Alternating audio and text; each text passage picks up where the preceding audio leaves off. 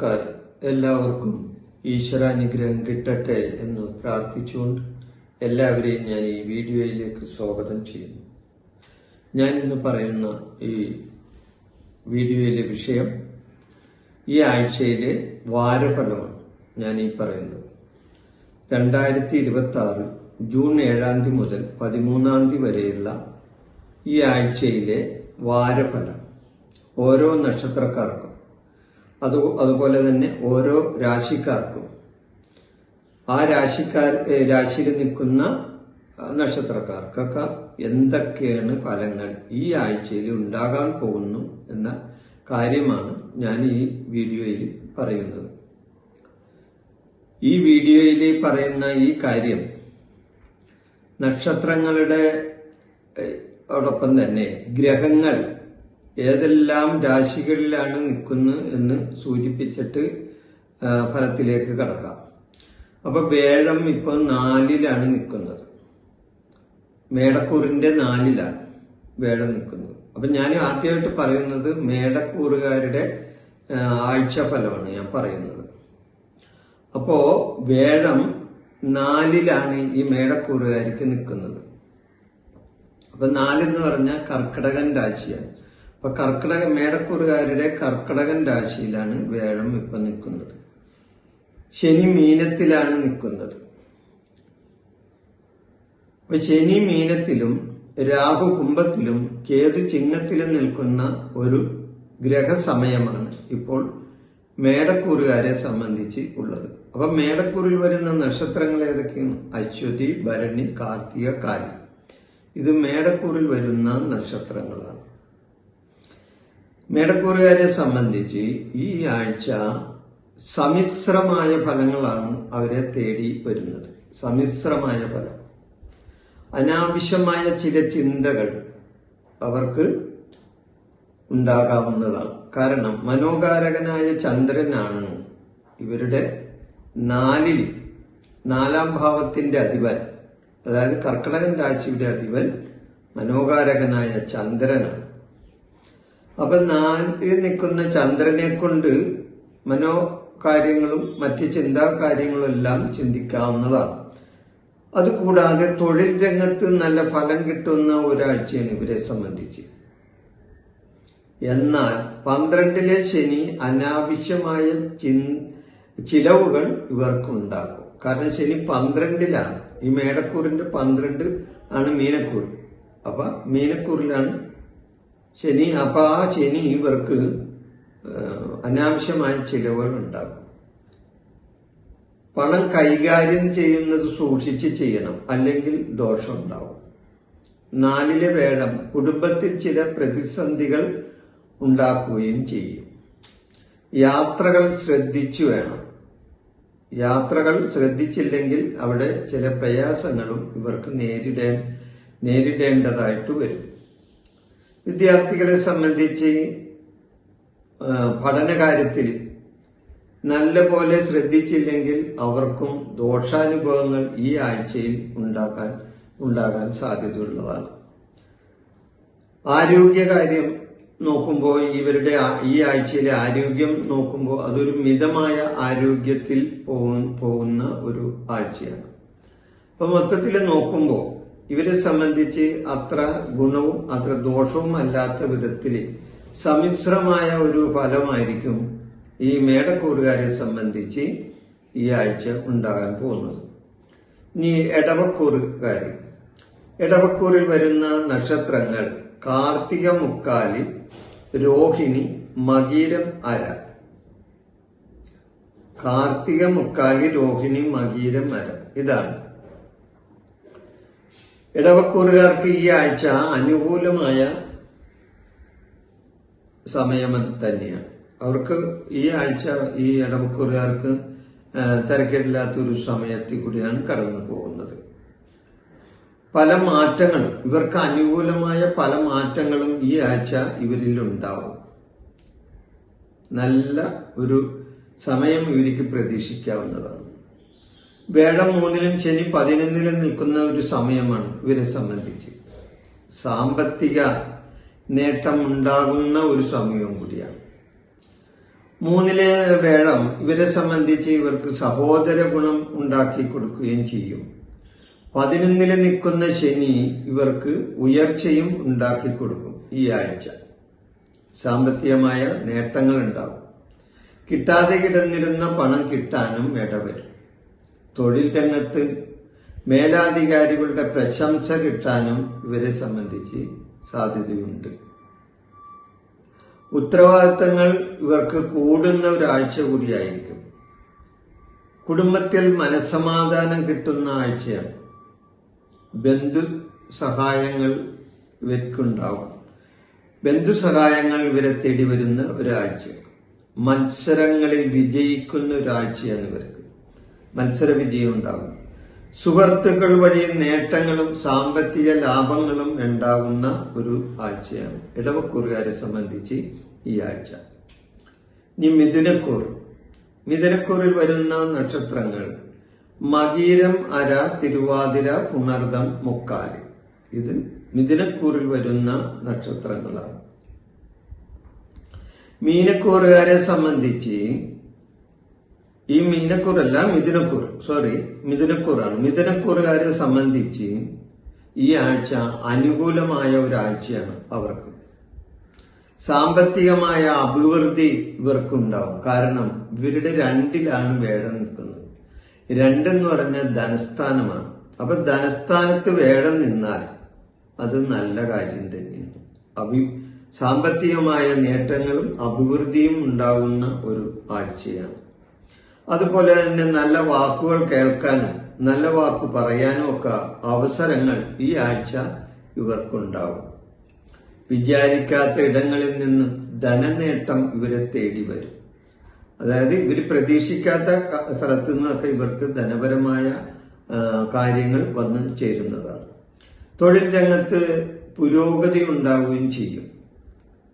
കുടുംബത്തിൽ മംഗളകർമ്മങ്ങൾ നടക്കാൻ സാധ്യതയുണ്ട്. സംസാരത്തിൽ നിയന്ത്രണം വേണം. അതായത് ഒരു കാര്യങ്ങൾ എന്തായാലും സംസാരിക്കുമ്പോൾ അതിലൊരു മിതത്വം സൂക്ഷിക്കുന്നത് നല്ലതാണ്. ആരോഗ്യരംഗം തൃപ്തികരമായിരിക്കും. വിദ്യാർത്ഥികളിൽ പഠന പുരോഗതിയും മത്സര വിജയവും ഈ മിഥുനക്കൂറുകാർക്ക് ഉണ്ടാവുന്നതാണ്. അപ്പൊ മൊത്തത്തിൽ നോക്കുമ്പോൾ മിഥുനക്കൂറുകാർക്ക് വളരെ നല്ല ഒരു ആഴ്ചയാണിത്. ഇനി മിഥുനം കഴിഞ്ഞ കർക്കിടകക്കൂറാണ്. കർക്കിടകക്കൂറിൽ വരുന്ന നക്ഷത്രങ്ങൾ പുണർദം, കാലിപ്പൂയം, ആയില്യം. ഈ നക്ഷത്രങ്ങളാണ്. ഇവർക്ക് ഈ ആഴ്ച സമ്മിശ്രമായ ഫലമാണ് ഉണ്ടാകുന്നത്. അതായത് ഗുണവും ദോഷവും ഇടകലർന്നു വരുന്ന ആഴ്ച. വേഴം ജന്മരാശിയിലും ശനി 9ലും നിൽക്കുന്ന ഒരു സമയമാണ് ഇവർക്ക്. ചില കാര്യങ്ങളിൽ അനാവശ്യമായ ചിലവുകൾ ഇവർക്ക് വന്നുകൂടും. അലച്ചിലോ ചിന്താക്കുഴപ്പങ്ങളോ ഇവരെ സംബന്ധിച്ചുണ്ടാകും. തൊഴിൽ രംഗത്ത് തടസ്സം വരാൻ സാധ്യത കുറവാണ്. തൊഴിലിനെ സംബന്ധിച്ച് നോക്കുമ്പോൾ ഒരു തടസ്സം എന്ന് പറയാൻ പറ്റില്ല. എന്നിരുന്നാലും ചില പ്രയാസങ്ങളും മേലാധികാരികളുടെ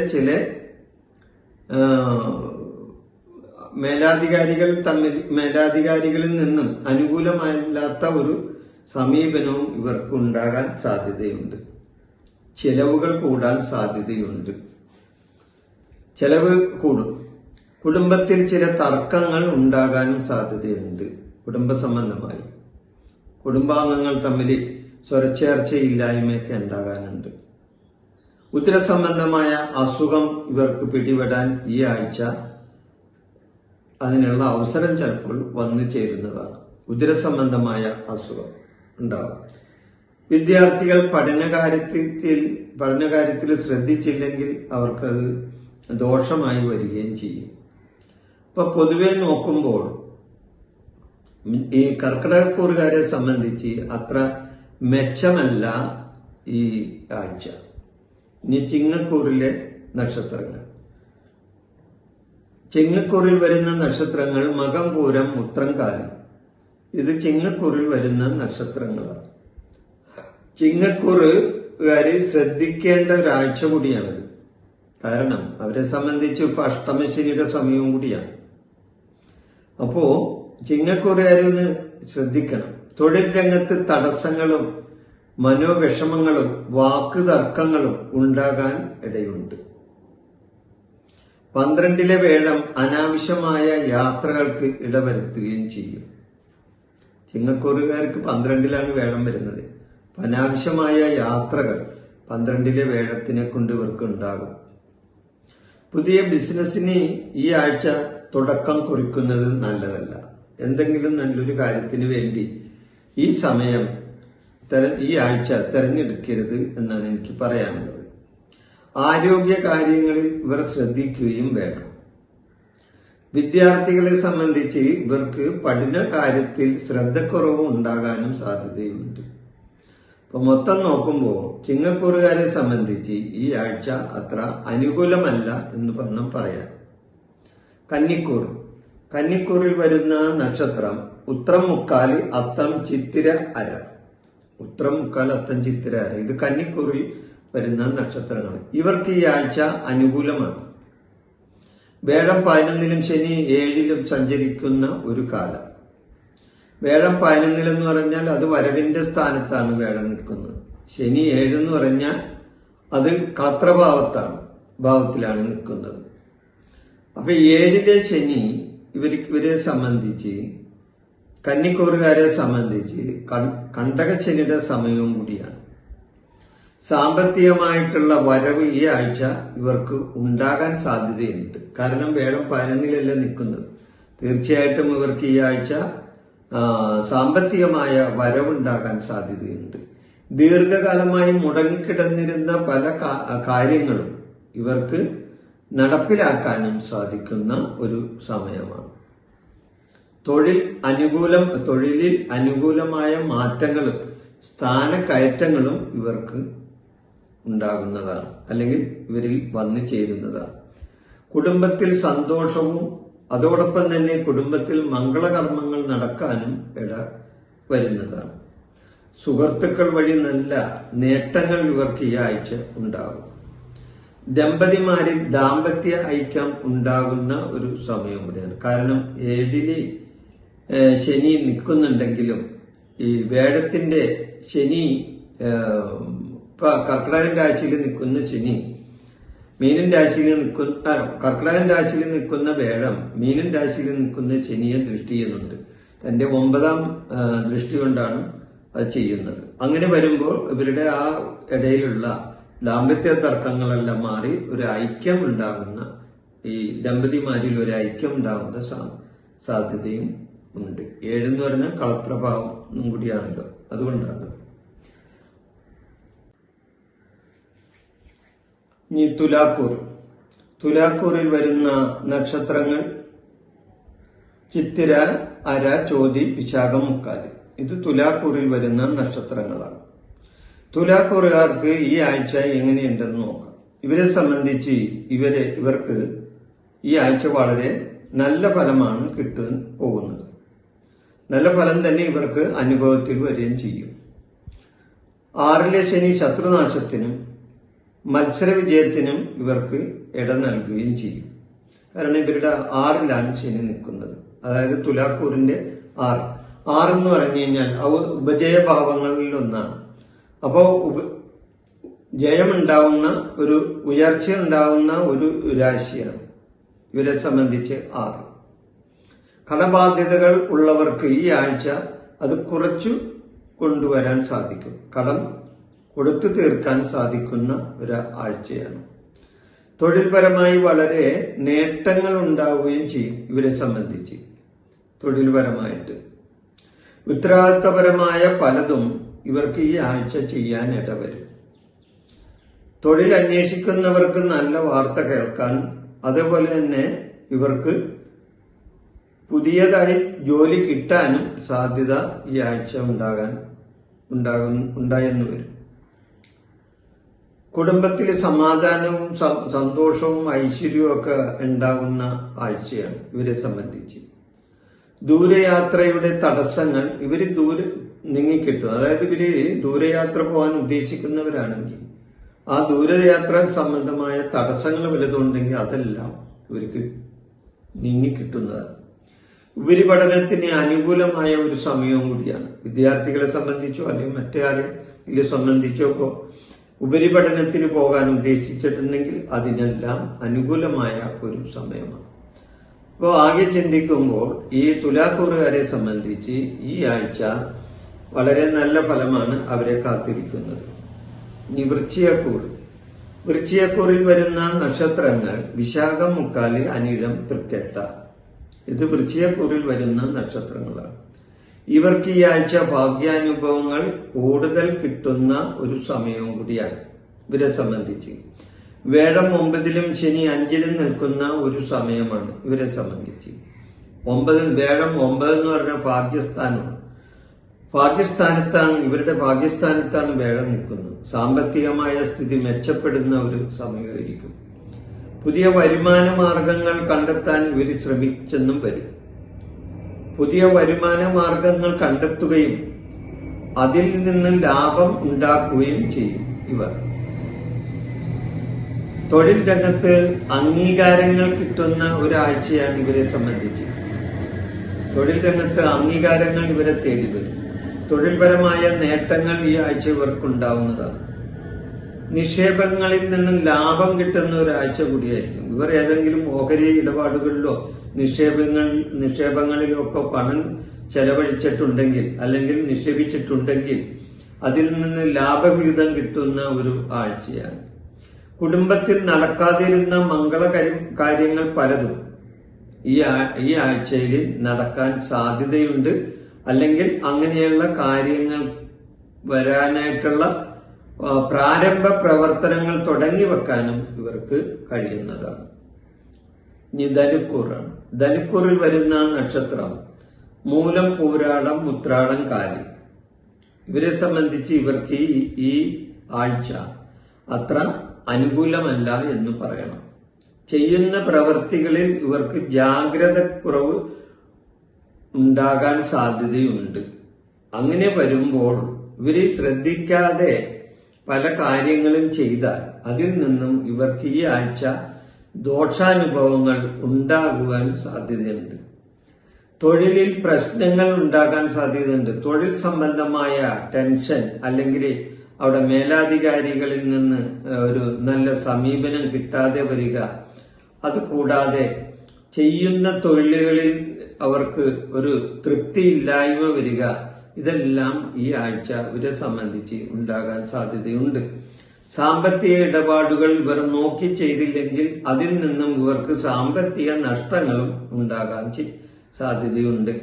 ചെലവുകൾ ഇവരെ സംബന്ധിച്ച് കൂടുന്ന ഒരു ആഴ്ച കൂടിയായിരിക്കും. അതുകൊണ്ട് ചെലവുകൾ നിയന്ത്രിക്കാൻ ശ്രമിക്കണം. അതുകൂടാതെ ജാമ്യം നിൽക്കാൻ ഇടവരരുത്. ഒരാൾക്ക് വേണ്ടി ജാമ്യം നിന്നു പോയാൽ അത് നിങ്ങൾക്ക് ഈ ആഴ്ച അങ്ങനെ നിന്നാൽ നിങ്ങൾക്കത് കുറെ ബുദ്ധിമുട്ടുകളും പ്രയാസങ്ങളും ഉണ്ടാകുന്ന വിധത്തിൽ വന്ന് കലാശിക്കും. വാഹനങ്ങൾ കൈകാര്യം ചെയ്യുമ്പോൾ സൂക്ഷിക്കണം. വാഹന സംബന്ധ കാര്യങ്ങൾ കൈകാര്യം ചെയ്യുമ്പോൾ വളരെ സൂക്ഷിച്ചിട്ട് വേണം ചെയ്യാൻ. കുടുംബാംഗങ്ങൾ തമ്മിൽ തർക്കം ഉണ്ടാകാനും സാധ്യതയുണ്ട്. അസ്ഥി സംബന്ധമായ രോഗമോ ഉദര സംബന്ധമായ രോഗമോ ഇവർക്ക് ഉണ്ടാകാൻ സാധ്യതയുണ്ട് ഈ ആഴ്ചയിൽ. അപ്പൊ മൊത്തം നോക്കുമ്പോൾ ധനുക്കൂറുകാരെ സംബന്ധിച്ച് ഈ ആഴ്ച അത്ര അനുകൂലമല്ല എന്ന് പറയാം.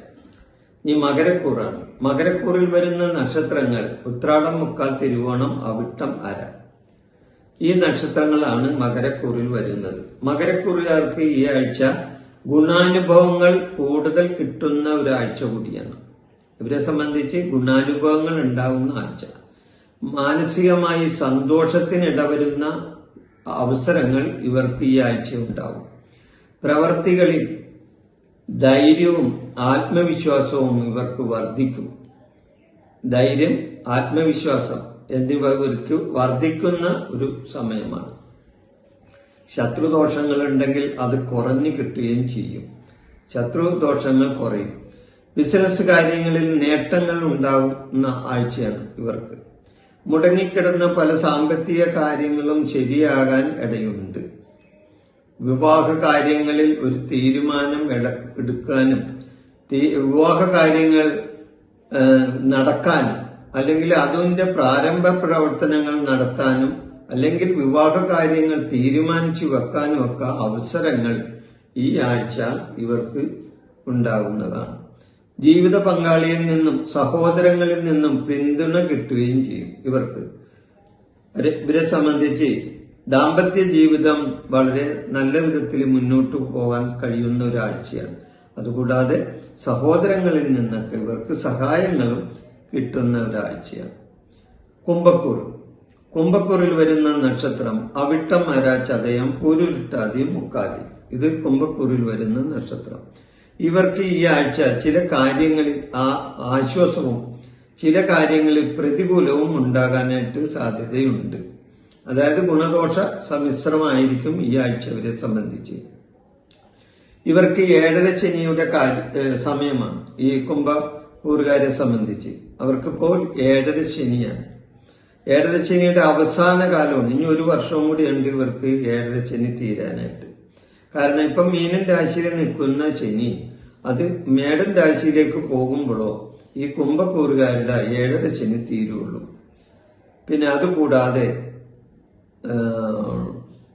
തർക്കങ്ങൾ, ഇവർക്ക് പല കാര്യങ്ങളിലും ഇവരിൽ തർക്കങ്ങൾ വന്നു ചേരാനിടയുണ്ട്. വാക്ക് തർക്കങ്ങൾ മൂലം സാമ്പത്തികമായ തടസ്സങ്ങളും ഉണ്ടാകാൻ സാധ്യതയുണ്ട്. ശത്രുശല്യം രഹസ്യമായി ഉണ്ടാവും.